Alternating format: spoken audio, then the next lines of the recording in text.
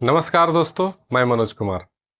दोस्तों, आप auto rickshaw खरीदना चाहते हैं तो मेरा सजेशन ये है कि आपको इलेक्ट्रिक ऑटो रिक्शा 2026 में भी आप खरीद रहे हैं तो आपको इलेक्ट्रिक ऑटो रिक्शा लेना चाहिए। दोस्तों, मैं ऐसा क्यों कह रहा हूँ? अब कुछ लोग सवाल कर सकते हैं कि इलेक्ट्रिक ऑटो रिक्शा खरीदने में क्या नुकसान है, क्या फ़ायदा है। दोस्तों, इलेक्ट्रिक ऑटो रिक्शा में फ़ायदा ही फ़ायदा है।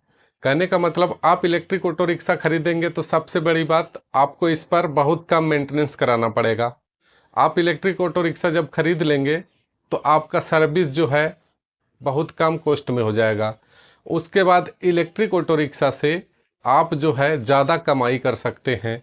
इलेक्ट्रिक ऑटो रिक्शा पर बहुत सारा समस्या, जैसे छोटा मोटा केबल चेंज होना, gear cable, clutch cable, accelerator cable, इन सभी झंझटों से आपको इस पर जो है फ्री रहना पड़ेगा। उसके बाद दोस्तों, सबसे बड़ा बात, इलेक्ट्रिक ऑटो रिक्शा पर आपकी गाड़ी का मेजर पार्ट्स जो ख़राब होता है वो सब बहुत कम ख़राब होता है। इलेक्ट्रिक ऑटो रिक्शा आपके लिए बेस्ट होगा, क्योंकि इलेक्ट्रिक ऑटो रिक्शा पर सबसे बड़ा चीज़, आपको पर डे फ्यूल नहीं भरना पड़ेगा। मतलब सीएनजी वाला है तो सीएनजी डलाना पड़ता है, एलपीजी वाला है तो एलपीजी डलाना पड़ता है, डीजल वाला है तो डीजल डलाना पड़ता है। तो इन झंझट से आपको फ्री रहना पड़ेगा। कहने का मतलब, पर डे यदि आप 1000 रुपया कमाते हैं तो उसमें से 800 या 700 ही आपका बचता है यदि फ्यूल वाला ऑटो रिक्शा खरीदते हैं तो।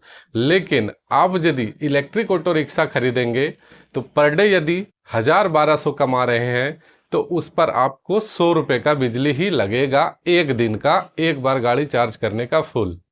तो आपकी गाड़ी चार्जिंग का केवल बिल आएगा, और महीने का आप लगातार गाड़ी चलाते हैं और चार्ज करते हैं तो आपका महीने का बिल लगभग 3000 से 3500 के लगभग का आता है। तो दोस्तों, इलेक्ट्रिक ऑटो रिक्शा में ये सब फ़ायदा के साथ साथ ये पॉल्यूशन फ्री गाड़ी है, रोड पर ज़्यादा साउंड नहीं क्रिएट करती है, वाइब्रेशन नहीं करती, और पार्ट्स इस पर बहुत कम खराब भी होता है। तो ये हो गया कुछ इलेक्ट्रिक ऑटो रिक्शा के फ़ायदा।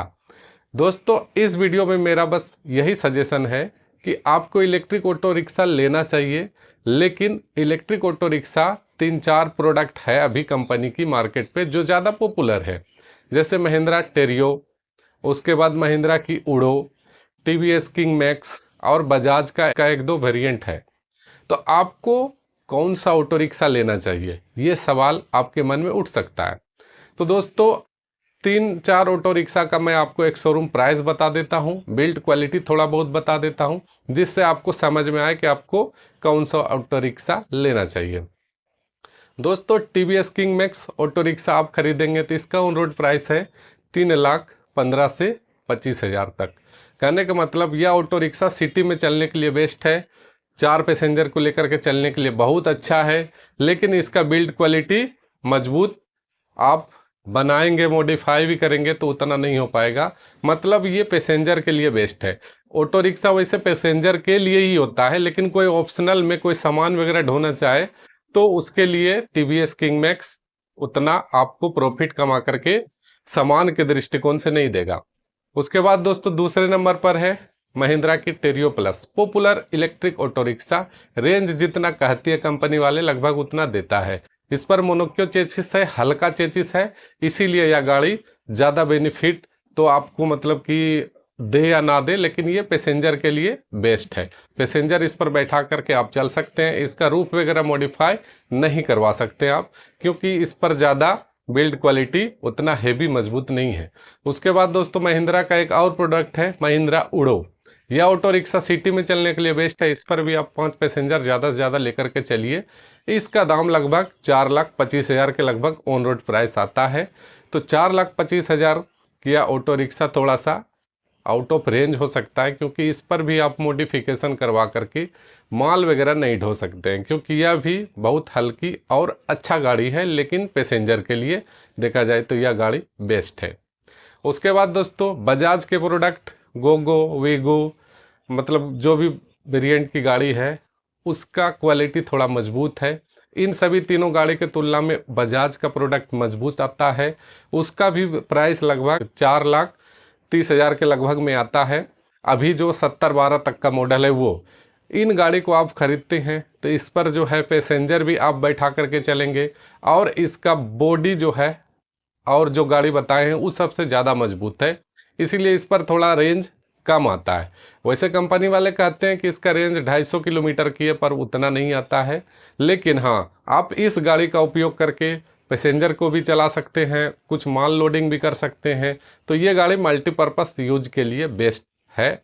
तो आप इन 4-5 गाड़ी में कोई एक गाड़ी पसंद करिए और इलेक्ट्रिक ऑटो रिक्शा के ज़रिए अपना रोजगार का साधन बनाइए, क्योंकि अभी के टाइम में इलेक्ट्रिक ऑटो रिक्शा से आप अच्छा खासा कमाई कर सकते हैं। दोस्तों, कोई भी इलेक्ट्रिक ऑटो रिक्शा आप खरीदेंगे तो आपको उस पर लोन मिलेगा। लोन का ईएमआई किस्त मान के चलिए 10,000 है, तो 10,000 के साथ 3-4 हज़ार का आपको महीने का बिल लगेगा। उसके बाद आप ऑटो रिक्शा से महीने का कम से कम भी तो 25 से 30 हज़ार जब आप कमाएंगे तो आपका नेट प्रॉफिट जो है 15 से 17 हज़ार आपका बचेगा। तो आप यदि ऑटो रिक्शा को कमाई का जरिया बनाना चाहते हैं तो आप इलेक्ट्रिक की तरफ रुख करिए। इलेक्ट्रिक ऑटो रिक्शा बेस्ट है, और जिसको फ्यूल से चलने वाला लेना है तो वो अपने सोच के हिसाब से खरीदे। नमस्कार।